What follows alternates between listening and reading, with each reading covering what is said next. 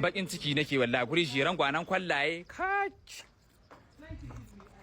hey yihu yihu ashe ma kin sani to na sta ba za ki faɗa ba wallahi yarinya duk inda muka je sai kin nuna na rantse da Allah rayuwa irin ta sahabban da wallahi rayuwar sahabbai ni ka gani jikina ma yayi sanyi wallahi Allah ga bukka